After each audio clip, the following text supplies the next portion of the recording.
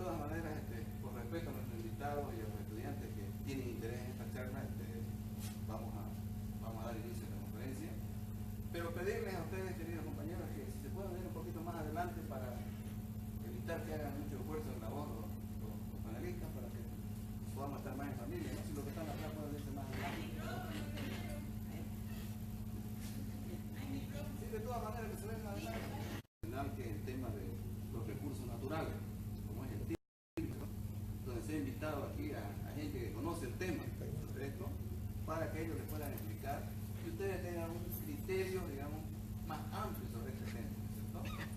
Entonces, está aquí el licenciado Bustillo, que es un experto en el tema del área de biología, el ingeniero Cabrera, ¿cierto? Y Mario Mercado. Entonces ellos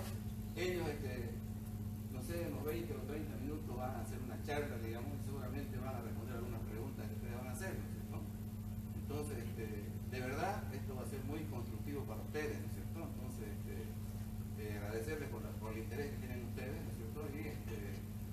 Y estén atentos siempre al llamado que vamos a hacer a lo largo del semestre en otras temáticas, ¿no es cierto? Entonces, con estas palabras voy a pedir que inicie el programa, lo que tenemos programado para esta tarde, ¿no es cierto? Con la disculpa a nuestros invitados, ¿no es cierto? Adelante.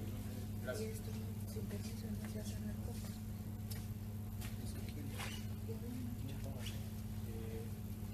Bueno, muy buenas tardes. Mi nombre es Mario Mercado Callaú. Hay micrófono, no sé qué. Allá, perfecto. Hay micrófono. Perdón, ¿tiene disculpa? Hola, hola, ¿se escucha bien? Ya. Bueno, como les decía, buenas tardes. Mi nombre es Mario Gabriel Mercado Callaú. Soy ingeniero ambiental de profesión.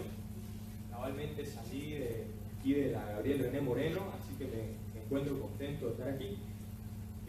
Primeramente, tengo que decir que no soy experto en el tema del TICNIS, no me considero una persona experta. Evidentemente, he visto algunos estudios que, por invitación de Germán, me solicitó que pueda mostrar un poco de la información que tengo y hacer algún tipo de reflexiones que siempre es bueno desde el punto de vista de la ciudadanía, ¿no? Entonces, aquí mi colega, el ingeniero Cabrera y el licenciado Bustillo, posteriormente darán argumentos quizá un poco más técnicos que los que yo planteé, ¿ya? Bueno, vamos a ver el tema de... ¿Se escucha bien, no? Perfecto. Lo que pasa es que no tenía el... ¿Ok? Bien, disculpa. Medio ambiente, Estado y ciudadanía. Cuando hablemos de medio ambiente, efectivamente me estoy refiriendo al tema en particular, al tema del TICNIS, ¿no? Y cuando hablamos del Estado, tenemos que hablar, se entendería, de las normas que tenemos, ¿no? De las reglas del juego, ¿no? Porque eso es muy importante conocerlo, ¿no? Por ejemplo, la Constitución Política del Estado, en el artículo 33, plantea: las personas tienen derecho a un medio ambiente saludable, protegido y equilibrado. El ejercicio de este derecho debe permitir a los individuos y colectividades de las presentes y futuras generaciones, además de otros seres vivos, desarrollarse de manera normal y permanente. ¿Ok? Entonces, está hablando de un derecho. ¿Que está dónde? En la Carta Magna, en la Constitución Política del Estado. El artículo 34 señala rápidamente: cualquier persona a título individual o en representación de una colectividad está facultada para ejercitar las acciones legales en defensa del derecho al medio ambiente, sin perjuicio de la obligación de las instituciones públicas de actuar de oficio frente a los atentados contra el medio ambiente. Entonces, por Constitución, nosotros, si vemos que existe un atentado, deberíamos iniciar las acciones legales correspondientes, porque así lo plantea la Constitución. Es bueno recalcar que la Constitución Política quizás es una de las más progresistas a nivel de medio ambiente y protección de ecología, la boliviana. Eso es un punto que es bueno recalcarlo. Tenemos también una ley de medio ambiente, la 1333, los que estudian ingeniería ambiental ya la deben conocer. Incluso tenemos una ley de la madre tierra, que se personifica quizá un poco arbitrariamente a el planeta como si fuera una persona, pero posteriormente hablaremos un poco de eso. Bueno, aquí está la ley, ya hablamos un poco, vamos a pasar rápidamente, porque no queda mucho tiempo. Entonces, básicamente tengo dos estudios, rápidamente lo voy a revisar, y algunas reflexiones de un estudio que ha salido en las últimas horas. ¿Okay? Aquí tenemos la Fundación Amigos de la Naturaleza, publicó en el año 2015 un atlas de las actividades socioambientales que ocurren en las tierras bajas y llanas. Aquí, por ejemplo, tenemos el mapa. Fíjense, es puro parques nacionales. Fíjense aquí, al norte de La Paz está el Madidi, aquí al ladito está Polobamba, aquí está el Timis, que es lo que vamos a hablar hoy, aquí está Tunari, el Parque Carrasco y el Parque Amoró. Lo resalto porque posteriormente vamos a ir explicando por qué la importancia de esos parques. Entonces, el Timis se encuentra aquí, ¿no? Está señalado como un parque nacional, que si se fijan, los que han llevado un poco de geografía, saben que la geografía boliviana está en 3 dimensiones, ¿no? La parte de la cordillera, ¿no? La parte andina, los valles obviamente que están más o menos en esta zona y obviamente la mayor parte que son los llanos. Si nos fijamos, el Timis colinda con la cordillera oriental, ¿no? Con la parte occidental de la cordillera oriental. Lo que implica es que ese parque tiene distintos desniveles.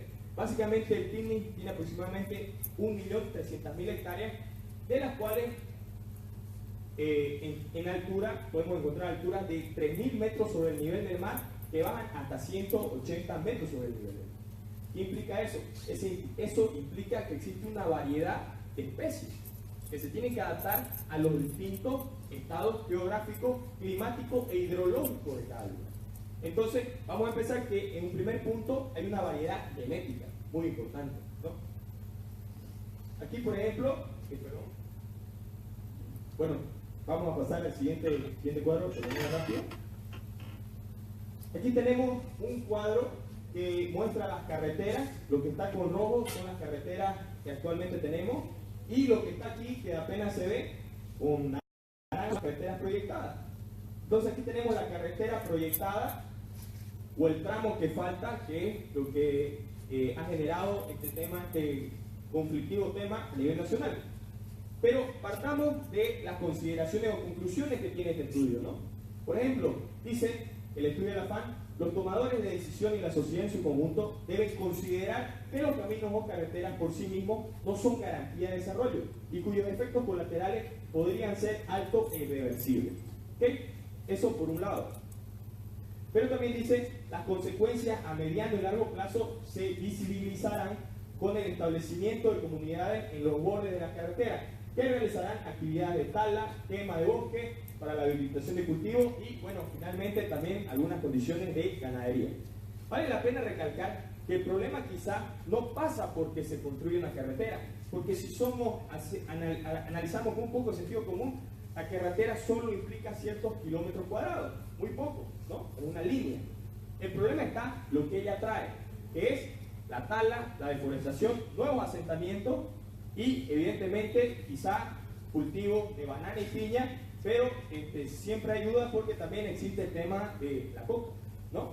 Entonces vale la pena señalar ese punto, ¿ok? ¿Cómo llegan, por ejemplo, los cocaleros a esta zona del Timis? Vale la pena hacer una pequeña reseña histórica.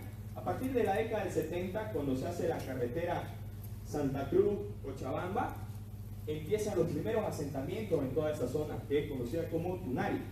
Básicamente, donde se abre camino, la gente lo que tiene que hacer es asentarse, va y busca, trata de cultivar y evidentemente busca trabajar y ganarse la vida, que es lo normal y es lo que todos hacen. Entonces, el problema también se tradujo que a finales de la década del 80, principios del 90, el país tuvo una fuerte crisis económica, todos sabemos. Incluso es conocido el relato del expresidente donde dice Víctor Paz Estenssoro, si no me equivoco: Bolivia se nos muere. Es de ahí donde se hace el famoso decreto neoliberal, muy cuestionado por el oficialismo actual, que plantea ciertas medidas. Entre ellas, por ejemplo, fue la relocalización de más de 30.000 mineros. Y muchos de esos mineros se los trajo a esta zona, ¿no? A la zona del Chapare, zona del Tunari. Y que evidentemente en esos momentos el narcotráfico en Bolivia era muy fuerte y mucha gente empezó a la producción de coca, seguramente mucho para el alcoholismo, pero otros para otro tipo de actividades, ¿no? Que ya muchos conocemos. Pero también este estudio plantea, por ejemplo, el tema de la actividad hidrocarburífera. Aquí, por ejemplo, fijémonos, lo que está con rojo es lo que está actualmente en explotación, lo que está con naranja está en exploración, lo que está con amarillo está en solicitud para explorar y lo que está con raya es potencialmente hidrocarburífero. ¿Ok? Pero veamos aquí, fijémonos que la parte de la exploración agarra toda esta franja de aquí, ¿no? Y hemos visto que en este lugar, por ejemplo, está el Parque Nacional Madidi, está Apolobamba, aquí está el Tini, obviamente, aquí más abajo está Tunari, y en esta parte, que lo voy a agrandar aquí un poco, ya está el Parque Carrasco y el Parque Amoró, ¿no? Entonces, donde se van a hacer las futuras exploraciones y donde se están haciendo las exploraciones, está cerca de las áreas protegidas. Está en toda la zona donde están los parques que actualmente se protegen a nivel nacional. ¿Ok? Entonces, ¿es importante el hidrocarburo, el gas, el petróleo? Claro que sí, da fuente de trabajo. Evidentemente, si se exporta, genera divisa para la economía, que no deja de ser algo menor. Y evidentemente la economía crece y se mueve. Pero para hacer este tipo de análisis, si se tiene que violar un parque o un área protegida, hay que tomar en cuenta los factores técnicos, tanto desde el punto ambiental como desde el punto de vista social, y eso es lo que más o menos queremos tocar esta tarde. Entonces, ¿qué dice este estudio? Dice, lo cierto es que la exploración y la explotación de hidrocarburos en la tierra baja y yunga se localiza en sitios clave para la generación de funciones ambientales relacionadas a la disponibilidad hídrica y regulación climática. Además, dice, de coincidir con áreas protegidas declaradas con el objetivo de preservar sus condiciones naturales y territorios indígenas poseedores de la diversidad. ¿Ok? Bueno, aquí dice algo más, pero voy a pasar. Fijémonos, este es un mapa actual de las precipitaciones en la época seca. Estamos hablando de junio, julio. Aquí vemos, por ejemplo, estamos hablando de precipitaciones las más bajas que están casi blanco, medio celeste, de 50 milímetros anuales, y las más oscuras o azules con una mayor cantidad o por arriba de 1000 milímetros anuales de lluvia. ¿Ok? Si nos fijamos, por ejemplo, cuáles son las zonas más lluviosas por el color, podemos ver que esta zona tiene un color más oscuro, ¿no? Incluso podemos ver aquí, ¿no? Que son zonas donde llueve bastante, incluso en la época seca. Estamos hablando de los meses de junio, julio y agosto. Pero ¿qué pasa, por ejemplo, en la época húmeda? Fíjense que es fácil de identificar dónde llueve bastante. ¿Y dónde llueve bastante? Toda esta zona donde están declarados los parques, las áreas protegidas, y obviamente donde está la zona de conflicto, que es la parte del Tibni, aquí está Carrasco y el Amoró, son otros parques importantes. Ahora, ¿cuál es la importancia de esto? La importancia es que el agua es un recurso valioso para nosotros. Ustedes saben que una persona si no bebe agua en 3 días, se muere, ¿no? Sin gas podemos vivir, sin carretera también, ¿no? Y incluso podemos buscar alternativas, pero sin agua, no. Y aquí el problema es que tenemos un conflicto porque esa zona es importante en el ciclo hidrológico del país, y no solo del país, pero vamos a ir analizándola de a poco, ¿ok? Entonces, aquí hay unas proyecciones, voy a ir de manera rápida porque también mis compañeros lo van a pasar. Por ejemplo, esto es un modelamiento que hace la FAN para el año 2030, en función de una variación para la época seca, solo contemplando que varía 0.8 grados centígrados, o sea, ni siquiera 1 grado centígrado, que se contempla en otros lugares, ¿no? Que para el 2030 va a haber una variación de 1 grado centígrado. Entonces estamos hablando, fíjense, aquí estamos hablando de cambio de la precipitación en porcentaje. La zona roja tiene una pérdida de precipitación del 25%. Fíjense todo lo que está rojo. El Pantanal, por ejemplo, es una zona crítica, que obviamente no es tema de materia, pero hay que nombrarlo, ¿no? Y fíjense la parte, y obviamente la parte donde veíamos mayor cantidad de agua también se ve afectada. Quizá con menos porcentaje, pero hay que analizarlo también. Y en la época de lluvia, en los meses de diciembre, enero, febrero, fíjense, en esta zona baja la precipitación y aumenta en esta zona, la parte norte, ¿no? Aumenta la precipitación en algunos porcentajes. Pero ya se estima algunos considerables cambios en ese ciclo, que es muy importante. Y lo vamos a ver bien.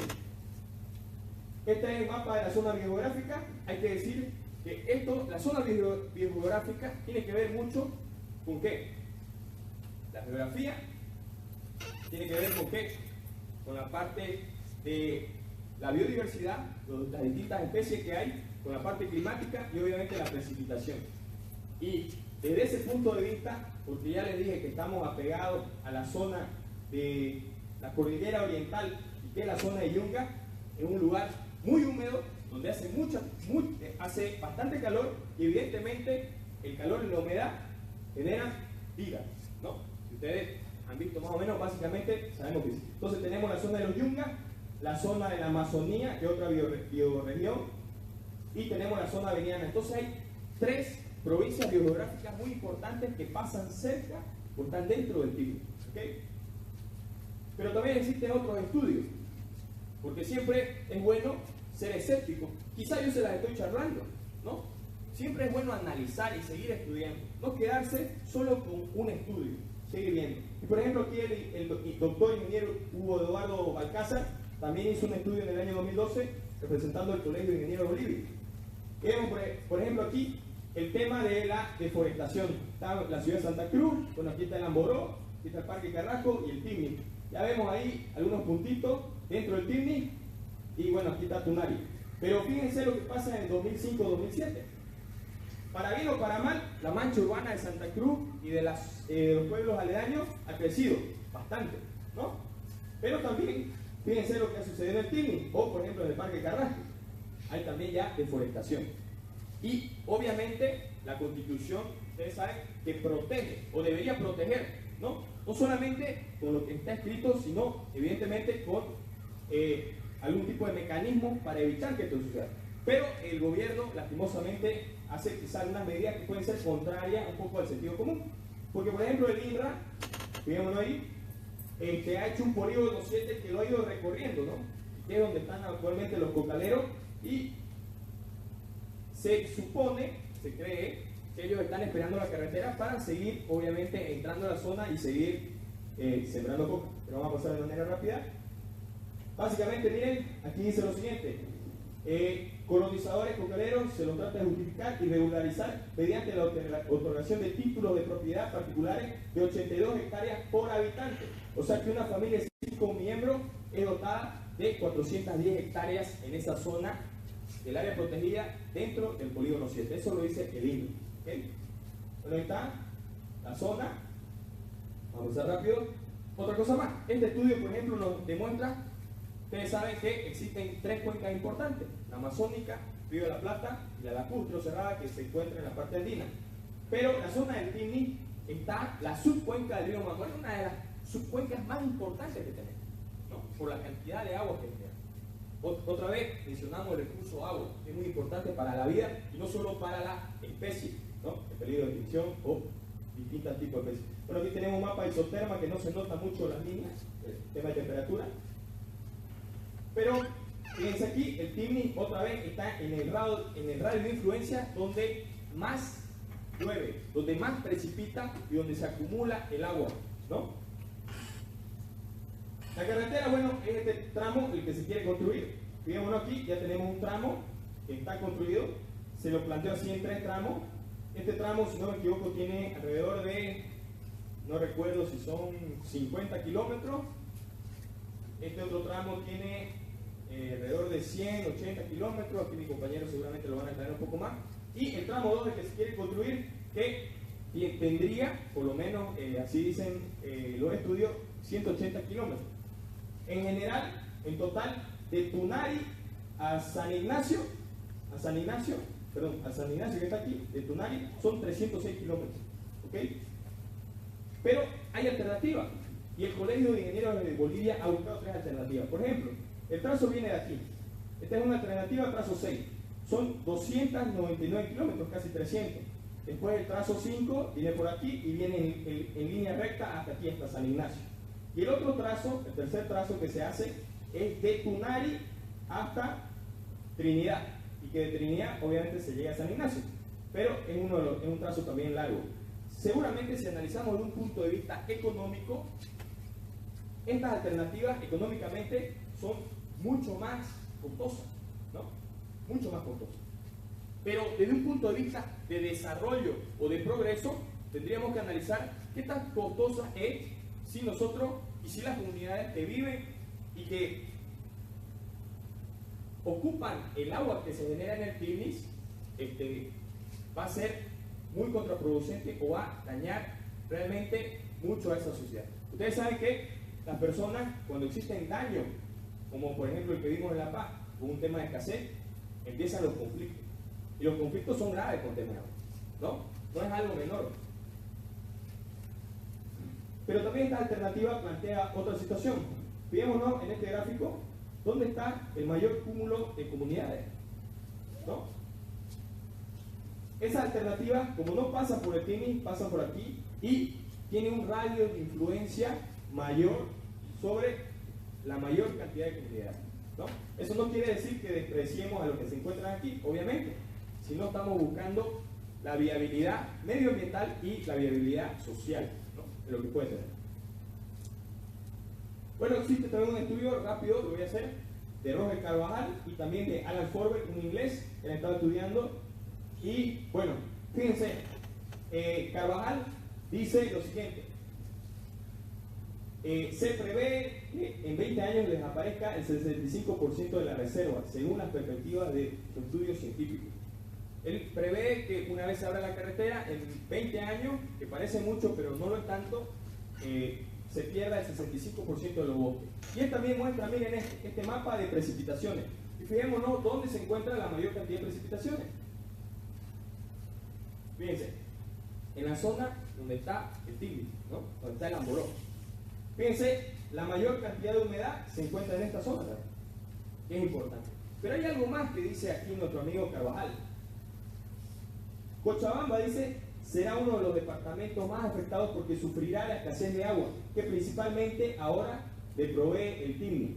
Las tierras altas donde se encuentra la ciudad de La Paz también sufrirán las consecuencias. Entonces, cuando ya hablamos de consecuencias por escasez de agua a una ciudad tan grande que tenemos en el país como Cochabamba, debería alertarnos. Y no solo a nosotros como ciudadanos, sino incluso a las autoridades. Porque evidentemente que escasez del agua en una ciudad tan grande genera conflicto social, ¿no? Entonces, bueno, Alan Forbes habla sobre, me imagino que quizás han escuchado en la universidad, sobre los ríos voladores. ¿En qué consiste esto? Lastimosamente no se puede ver. No se puede ver, no sirve el video, es un pequeño video, pero básicamente los vientos, perdón.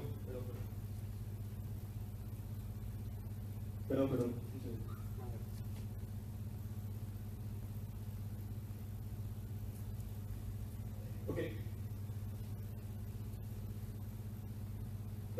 Entonces, los vientos que se generan en el Atlántico, esos vientos que los trajeron a los españoles hace 500 años para colonizarnos, también nos traen nubes del océano. Esas nubes del océano llegan al continente americano, la parte del norte, y hace que, obviamente, cuando se chocan los aires calientes con los fríos, la lluvia se condensa, se llena de partículas y llueve, precipita. Pero los bosques actúan como esponjas, ¿no? Absorben la lluvia y la evaporación y la evapotranspiración de los árboles la lanza hacia arriba. Según los estudios, se plantea que cada árbol en la Amazonía emite 1000 toneladas de agua diaria. Quiere decir que la Amazonía emite en total, según algunos cálculos, 20 millones de toneladas de agua diaria. Es una gran cantidad, ¿no? Y ese movimiento de agua que se genera viene así y curvea esta zona. Curvea esta zona y viene así. ¿Por qué? Porque choca con la cordillera, la parte occidental y oriental, y sigue así. ¿Qué hace? Que las precipitaciones vayan yendo a los distintos países, por ejemplo al Paraguay, al norte argentino, donde la gente tiene actividad productiva, tiene agricultura. Entonces, la pregunta es, ¿estamos dispuestos a alterar ese ciclo que no solo le sirve al país, sino a otros países? Es importante analizar. Y otra cosa más, ¿por qué sucede lo de Cochabamba? Fijémonos aquí. Este es el parque Isidoro Sécule. Aquí hay un punto de inflexión de altura. Como llueve tanto, las nubes se cargan con tanta agua, las lluvias pasan cierta altura y una pequeña cantidad de esas lluvias caen a este lado. Fíjense, a este otro lado donde está esa inflexión, que lastimosamente no se ve, pero hay una inflexión, está el río Misicuni que va y vierte su agua a la presa de Cochabamba, a la presa de Misicuni, y que esa agua llega a Cochabamba. Si nosotros empezamos a talar esto de aquí, va a haber problemas. Eso que estamos viendo, ese rebalse que hay para que pase el agua en Misicuni, no va a existir. Entonces estamos hablando de un problema serio. Ahora, quiero hacer 4 reflexiones de manera rápida para darle paso a mi compañero. ¿Qué podemos hacer los ciudadanos? ¿Qué podemos hacer ante esto? Evidentemente, yo soy un cristiano que he venido ahorita a darles alguna seña más o menos de lo que puede suceder. Están mis compañeros aquí, está también el ingeniero Cabrera, que van a hacer quizás disertaciones más técnicas, pero a mí me interesa la reflexión. Porque en la universidad, algo que tiene que ser fundamental es la reflexión y la crítica. ¿Qué podemos hacer? ¿Qué podríamos hacer? Tuve la oportunidad de ir a la marcha por el TIMI, una marcha muy buena, muy positiva. Había muchos jóvenes, muchos de ellos disfrazados, con carteles muy bonitos. Pero al momento, por ejemplo, de que se acerquen las cámaras y les pregunten, ¿por qué está usted aquí? Bueno, para defender el TIMI. ¿Y por qué va a defender el TIMI? Porque hay que defender la naturaleza. ¿Y por qué quiere defender la naturaleza? Si nosotros no tenemos argumentos sólidos, cualquier movimiento, sea político, sea de cualquier índole, religioso y todo, nos va a ir a hacer marcha, y solamente por emociones. Así que lo primero que yo planteo, mi humilde pensamiento, es que debemos primero informar, analizar. Eso siempre es fundamental. Es fundamental en una sociedad informarse y analizar. No simplemente participar en marcha, no simplemente ir a hacer un bloqueo, sino reflexionar e informarse. Porque es a partir de esa información, a partir del conocimiento, que se construyen cosas y se dan alternativas. ¿Okay? Pero también creo yo que es muy importante ser un poco escéptico sobre las soluciones a corto plazo. Porque las soluciones pueden ser mucho más profundas que las que se tienen que hacer. Aquí planteo, bueno, hay 2 frases que no las voy a leer por tiempo, pero hay personas que plantean que el Estado es la entidad que debería solucionar los problemas a todos los ciudadanos. Pero estamos viendo que, por ejemplo, tenemos una constitución progresista en temas ambientales, quizá una de las mejores a nivel global. Tenemos una ley de madre tierra, tenemos una ley de medio ambiente que el gobierno actual no está respetando. ¿Podemos confiar del Estado plenamente? ¿Qué hacemos los ciudadanos?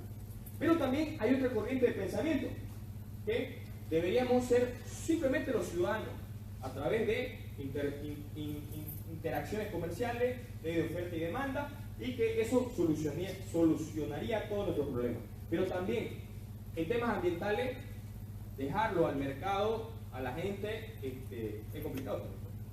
Así que seguramente necesitamos de ambas. Necesitamos del aporte ciudadano de cada uno y necesitamos también del Estado. ¿No? Es evidente.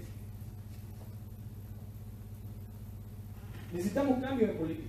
Y estos cambios en política, voy a leer de manera rápida, dice Mario Bunge, por si acaso es un científico y filósofo, plantea lo siguiente: la ciencia política puede hacer una contribución constructiva a la vida política cuando abordan cuestiones políticas importantes con el auxilio del método científico. ¿Qué quiere decir con esto y qué quiero plantear? Actualmente se está buscando hacer un referéndum, ¿no?, para ver si se hace carretera o no se hace. Ahora, después de hacer este análisis más o menos técnico que van a rellenar mis amigos, ¿será que tenemos que hacer un referéndum sobre un tema tan complejo y tan técnico desde el punto de vista ambiental, ecológico, hidrológico, biográfico? ¿Será que puede ir a un referéndum a la voluntad popular? ¿Algo tan importante? Pregunto. Y voy a dar un ejemplo así sencillo. No todo puede ser democracia. Por ejemplo, si alguien va al médico Alguien más me dijo esto, me lo dijo hace unos días un profesor de filosofía en España.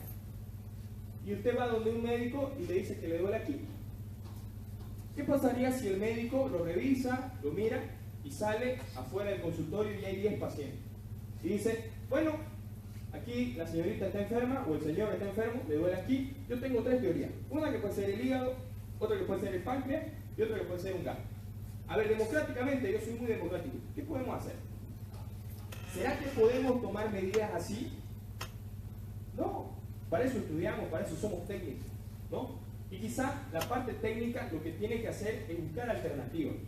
Y en función de esas alternativas, presentarle a la ciudadanía y que los ciudadanos elijamos la mejor, ¿no? Elijamos la mejor, la que puede ser más conveniente para ellos. Y ahí obviamente necesitamos democracia, necesitamos participar la ciudadanía. Pero la democracia no se limita simplemente a votar por algo. La democracia es algo mucho más profundo que lastimosamente aquí no lo aplicamos, que es debatir, es reflexionar, es criticar, ¿ok? Es buscar preguntas, buscar respuestas, es participar en estos foros. Esto es democracia. Es mucho más importante que emitir un voto o un criterio para elegir a alguien. En Atenas, donde se generó la democracia, la esencia básicamente fue el debate público. Y eso vale la pena rescatar. ¿Perdón? Bueno, para finalizar, lo que planteo es que sigamos investigando, sigamos yendo al foro. Esto es importante, creo que es por el bien común. Y bueno, cualquier pregunta que tengan, me la pueden hacer saber, ¿ok?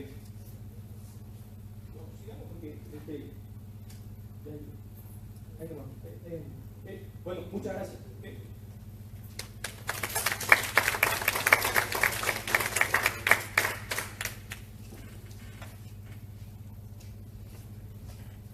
Muchísimas gracias, Manuel Mercado. Ahora necesitamos a Máster Burguillo.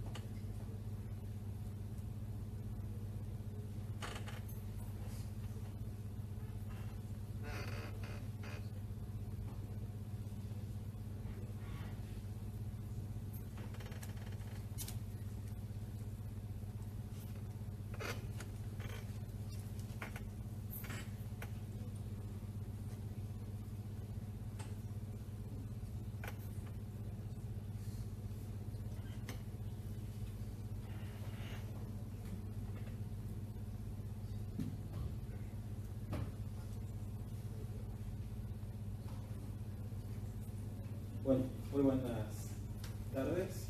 Soy Walter Bustillo, soy biólogo especialista en la temática de ecología y conflictos sociales. ¿Sí? Conozco la temática del TIN, he realizado investigación con respecto justamente a esta área protegida desde aproximadamente 2011, cuando comienza lo que son las problemáticas iniciales de lo que es Bolivia. El tema de la presentación es el caso TIN, las islas más hermosas, Tormillín 1832, y un análisis y modelamiento de datos geográficos, ¿no? Esta es una idea justamente de poder buscar no tanto lo que es la perspectiva científica, sino un poco más, no tan técnico, pero que se entienda lo suficiente cómo se genera justamente la investigación para poder ir dando, digamos, elementos de base, como decía aquí mi amigo Mario Mercado, justamente para dar a conocer elementos de base a la ciudadanía con respecto a la temática y problemática que está sucediendo hoy en día con respecto a esta área protegida. Bueno, en un contexto general, ¿no? Esto es lo que se llama un mapa de corregiones de Bolivia. Si pueden ver acá, aquí no van a ver límites políticos en general, lo que van a ver es un montón de colores y cada uno de estos representan aproximadamente más de 70 ecorregiones a nivel del país. ¿Qué quiere decir esto? De que Bolivia tiene una riqueza con respecto a ecorregiones, una riqueza ecológica muy alta, ¿no? Este trabajo es de Gonzalo Navarro, que es uno de los principales investigadores que enfoca justamente la riqueza de Bolivia desde el punto de vista de los ecosistemas o bosques, como quieran llamarlo. Para entrar dentro de lo que es el contexto, tenemos que conocer un poco respecto a lo que es la parte de la ecología, ¿no? Que es una de las ramas de la biología que se encarga justamente de lo que es la parte de la investigación de lo que son las relaciones entre lo que son los organismos, que es una ciencia bastante compleja y preliminarmente estudiada en Bolivia, ¿no? Vamos a ver lo que es la parte de la biodiversidad. La biodiversidad es el total de especies que se encuentra dentro de un área determinada. Por ejemplo, si esto fuese lo que es el tibis, cada uno de nosotros que está presentes acá sería una especie diferente y los asientos que están vacíos serían especies que han sido usurpadas porque ya no se encuentran. En total serían todos los asientos que se encuentran aquí, tanto llenos como vacíos. Eso es lo que es la parte de biodiversidad, tanto de animales como de otro tipo de organismos, como lo que son invertebrados, como lo que son moluscos y cosas mucho más pequeñas que no se ven, ¿no? Que no se pueden ver con el ojo humano, pero que sí forman parte de lo que es el contexto biodiversidad. Plantas. ¿Sí? Vamos a ver un poco lo que es la parte de lo que es el contexto climático a gran escala, ¿ya? Esto es justamente cómo se explica, técnicamente hablando, cómo se explica lo que es la riqueza de las áreas protegidas a nivel de Bolivia y en especial cómo se explica la riqueza del tibis, ¿no? Que es producto de lo que son fenómenos geológicos y climáticos de hace aproximadamente 10.000 años que comenzaron a aislar a las especies para luego liberarlas generando nuevos tipos de organismos. Vamos a ver lo que es la parte de las áreas protegidas. Y aquí lo que quiero que vean es justamente cómo se forma aquí una serie, un pequeño corredor, que es el famoso corredor Vilcabamba-Moró, que conecta en esta posición todo lo que es un puente de áreas protegidas. Y aquí justamente está el Tibis, y aquí al ladito cerca está Carrasco y Amboró, ¿no? Y es como que si fuese el medio o el corazón de todo este corredor. Ahorita vamos a ver por qué es de su importancia. Este es un investigador muy famoso, muy conocido, quizás no lo conozcan, que es Alcides d'Orbigny, que en 1832 visitó Bolivia. En 1832 agarra, se alía con el mariscal Andrés Santa Cruz y comienza a recorrer el oriente de nuestro territorio, en especial lo que es la parte del Beni, llega al Tibis y lo describe técnicamente como las selvas más hermosas del mundo, en 1832. Y Alcides d'Orbigny es uno de los primeros en registrar justamente lo que es al pueblo indígenas yuracarés que se encuentran en este lugar. Este es un grabado original de d'Orbigny donde se pueden ver las inmensas selvas y justamente la convivencia comunitaria básica de lo que son los pueblos que todavía hoy en día se conservan, ¿no? Esto como para ir entrando en materia y para que puedan contemplar o prever justamente los diferentes tipos de parámetros que vamos a tomar para poder comprender todo lo que es la problemática del tibis. Hoy en día, Yuracarés hoy en día, que todavía no tiene sus usos y costumbres, y bueno, una imagen de lo que son las selvas más hermosas. Entrando un poquito en lo que es la parte de la problemática. ¿Vale?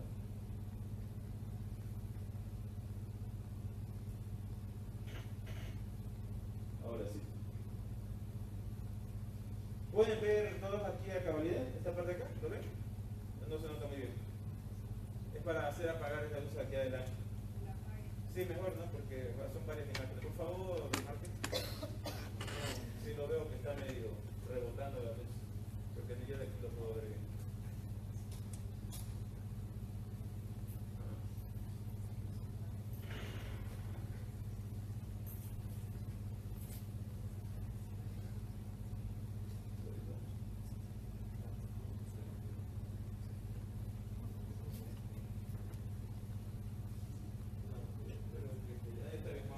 Bueno, este es un mapa, lo que vendría a ser justamente el mapa en lo que es el plan IRSA, o lo que hoy día se llama como COSIPLAN, que es un mapa en donde se muestran justamente todos los emprendimientos o todo el movimiento de lo que son obras o megaproyectos a gran escala, ¿ya? a nivel Bolivia. Y se encuentra justamente ya predeterminado y se encuentra estructurado. Y justamente uno de estos es donde viene lo que es la construcción de la carretera que va a pasar por el Tigris. Esto para que vean justamente la magnitud, es un plan a gran escala, esto es geopolítica, que ya vi que se ha venido impulsando desde hace atrás. Impulsa más que todo lo que es el eje brasilero, ¿no? y se haya distribuido en toda Sudamérica. IRSA o Cocitlán. Otra problemática muy fuerte, lo que viene relacionado con en este contexto, en estos últimos 5 años, se ha visto mucho lo que es las problemáticas de represas, carreteras, minería y petróleo, ¿no? Y corresponde justamente también a un modelo macro en donde ya se están comenzando a represar a nivel Sudamérica ríos muy importantes, lo que es la cuenca amazónica, como lo que lo es, perfecto, excelente. Ahora sí, como lo es justamente la parte del río Madera, que ingresa a lo que es la parte de Bolivia, ¿no? Y ya se encuentra represas como lo que es Chiraú, Aguná o Portobelo.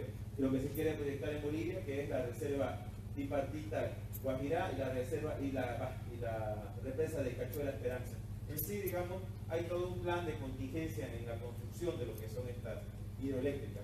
Y lo podemos ver actualmente en Bolivia, en lo que vendría a ser la zona de Pala y Cepete y Santa Cruz, Rositas. ¿Cómo funciona una hidroeléctrica represa? Esta es la usina de Chiraú, es inmensamente grande y la producción justamente en lo que es la parte de CO2 no es equivalente a lo que es la parte de su producción eléctrica. Viene lo que es la parte de conflictos ecosociales, lo que es la parte de pueblos indígenas. Esta es una imagen muy importante, muy interesante, porque le ha dado la vuelta al mundo varias veces, ¿no? Y es justamente la policía militar brasilera que entra a lo que son territorios de los indígenas Xingu y los desaloja para construir una hidroeléctrica, ¿no? Este es un jefe, por ejemplo, un jefe indígena, y son desalojados. Aquí hay a primera escala un mapa de lo que es la zonificación del Tigris, donde se ve justamente lo que es la parte de la área más importante. Estas son imágenes antiguas, justamente de 2011. Lo que voy a mostrar ahorita es otras investigaciones que están proyectadas al 2030, ¿ya? En donde sí se ve unos cambios mucho más significativos. Pero es bueno que lo vean. Y aquí esto es justamente lo que es la parte de las concesiones hidrocarburíferas que se encuentran en el Tigris. Ok. Ahora vamos por la parte de... Para explicar un poco más a cabalidad lo que es la problemática del Tigris, hay que conocer un poco lo que es el manejo, lo que son sistemas de conexión geográfica o SIG, ¿no? Este es un SIG básico, no quise traer SIG más profundo, ¿no? Porque eso se explica, es mucho más didáctico para ir explicándolo. Bueno, esto es lo que vendría a ser, lo voy a ir manejando por el poco. Esto vendría a ser, ahora sí. Esto vendría a ser lo que es la parte del Tigris, todo esto de acá, ¿ya? Y voy a ir generando justamente escenarios con capas. Voy a colocar la capa de las grandes lagunas. Ya podemos ver que en esta zona hay zonas, no lagunas, hay zonas de inundación, ¿ya? que comienzan a aparecer en ciertos periodos de lo que es la época húmeda. ¿Por qué? Porque en la zona del Tigris corresponde o engancha a lo que vendría a ser los grandes llanos inundadizos de Mocos. Área Ramsar protegida por ley. Primer elemento, área de inundación. Segundo elemento,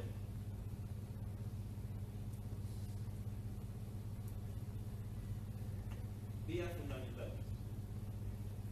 Aquí está nuestra famosa amiga la carretera, que se encuentra por el medio. Ya podemos ver justamente que ya está implicado lo que es la parte de la zona de inundación. Tercer elemento, lo que son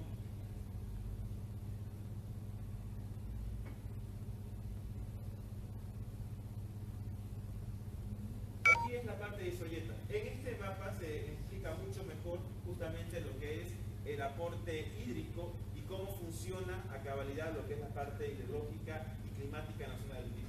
Vamos a hacer un poco más grande la imagen para que lo vean más, para achicar quiero decir. Ok, ahora sí. Ahora sí lo pueden ver. En los mapas zona donde se encuentra la mayor cantidad de precipitación, que corresponde justamente a lo que es la zona núcleo, en lo que es la parte del Carrasco, Amoró y lo que es el Tigris. O sea, ese eje entre esas tres áreas protegidas nacionales es clave y fundamental para lo que es la conservación de los recursos hidrológicos en Bolivia. ¿Por qué? Porque es la zona más grande donde se registra la mayor cantidad de precipitación a nivel Bolivia, ¿no? Y justamente, si se pierde el Tigris, se está perdiendo gran parte de esta área de inflexión climática y hidrológica, que afectaría grandemente a lo que es la parte de Cochabamba y un poco a lo que es la parte de Santa Cruz. Esto lo dice bien claro. Voy aumentando otros elementos.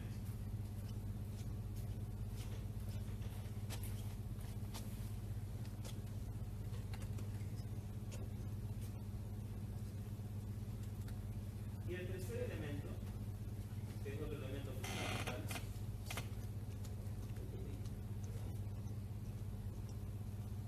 es el elemento de poblaciones humanas. Podemos ver que justamente que hasta el 2015 ha habido un incremento sustancial en lo que es la incursión de actividades ilícitas, tanto en lo que es la parte del Tigris, versus, aquí se puede ver las poblaciones indígenas y las poblaciones de cocareras, y es muy grande, es totalmente alarmante lo que se ha venido dando en estos últimos 5 o 6 años. Esto es del 2016, ¿no? Esta parte de acá. Ahora, aquí, en base a todos estos elementos que están viendo, veamos cómo va funcionando justamente los patrones de deforestación. Voy a presentar una serie de mapas de proyecciones y de arreglos de proyecciones para ver cómo se afectaría el Tigris en los próximos 20 años, que es un dato mucho más corto y más exacto del presentado por el investigador Carvajal. Detalle que aquí se lo estoy mostrando cómo se arma todo eso. ¿Ya? Quiero que vean todo esto. Ahora, en base a esto, les voy a mostrar las proyecciones. Sigamos con la presentación.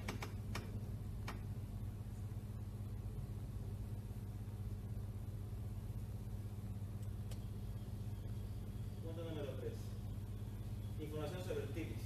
Bueno, a partir del año 2011 se han generado una serie de investigaciones científicas, una serie de documentos técnicos muy importantes que han servido para nutrir todo lo que es el contexto del conocimiento de lo que es la problemática del Tigris, ¿no? Tenemos justamente la saga La Selva Más Hermosa, Tigris 1832, donde justamente se va analizando paso a paso lo que vendría a ser la problemática. El libro rojo de los vertebrados de Bolivia, donde analiza la problemática también de los vertebrados que se encuentran en lo que es la zona del Tigris, gran parte, ¿no? Y que te da criterios para su evaluación en lo que es la parte de estado de conservación. Hay artículos así diferentes de que lo que son el Tigris, etc. Y sobre todo, hay como 10 hasta ahorita, lo que es investigaciones científicas extranjeras relacionadas justamente a la riqueza, tanto lo que es la parte botánica, zoológica, etnológica, geológica e hidrocarburífera en la zona del Tigris. Lo que quiero llegar es que información hay, solamente que no he visto mucho que la utilicen. No sé por qué. Aquí está, modelamiento. La parte que nos interesaba, en base a lo que les presenté. Ahora son los modelamientos de escenarios predictivos con datos geográficos, ecológicos, hídricos y humanos en lo que es la parte del Tigris. ¿Qué es lo que va a pasar de aquí a 20 años?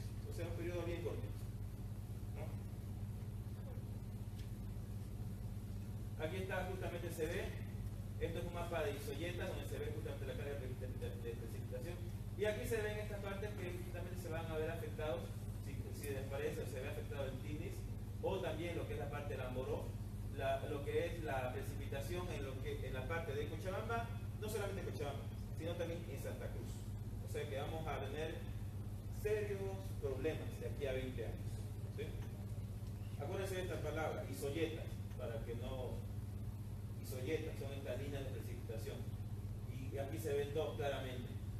Acá, en esta parte central, y aquí en esta parte de aquí, que es una partecita conocida como la serranía, como la zona de la Siberia, que es en la parte de Comarapa. Es una zona así espectacular donde prácticamente no puedes caminar mucho porque está una línea de humedad prácticamente gran parte del año. Segundo escenario, justamente, lo que es la parte de riqueza y endemismo de especies, ¿no? Aquí se puede ver de que a medida que va aumentando lo que es la parte del ingreso de la gente, en este caso los productores cocaderos del polígono 7, porque así se llama, ¿no? Usted está viendo lo que es la parte de que se encuentran, se va encontrando a medida que vaya atravesando, y más aún por la presencia de la carretera. Aquí la estoy obviando, pero estoy utilizando otras imágenes mucho más, digamos, gráficas para mostrar el ingreso al Tigris, ¿no? Desde que se encuentra ya con niveles de endemismo de mediano a alto en esta zona de acá, justamente en esta parte, en el lado izquierdo de lo que es el Tigris, ¿no? En el lado derecho no hay, solamente llega en la parte del medio, pero en el lado izquierdo hay altísimo y corresponde con las áreas del Tigris, ¿no? Y un elemento justamente de lo que se dañaría. Segundo escenario, acá, riqueza de especies, biodiversidad. Ya de entrada, todo este movimiento de población aquí en este lugar ya ha afectado a lo que es riqueza de especies de lo que es la parte desde lo mediano a lo alto, ya, con de riqueza mediana alta. Y si se completa la carretera, todo este contingente va a entrar por acá, se va a expandir y va a llegar a lo que es la riqueza de muy alta y de prioridad nacional. No sé si me dejo entender hasta este punto. ¿Sí? ¿Sí? Básicamente, la depredación y la pérdida de biodiversidad va acompañada del ingreso de lo que son colonos o asentamientos. Así de sencillo. ¿Qué significa lo rojo? Zonas de alto potencial de biodiversidad de nivel de protección nacional. En teoría normativa, por tener ese criterio rojo ya debería ser protegido a nivel nacional, o sea que súper protegido, muy protegido, porque es de mucha importancia. Y el otro, que es contundente, escenarios de deforestación, ¿sí? Aquí también podemos ver de que se van aproximadamente de las 40.000 a las 60.000 hectáreas, ¿ya? Y cómo se va moviendo. Aquí esta es una analogía perfecta para decir, a medida que va ingresando la gente, a medida que van ingresando las comunidades,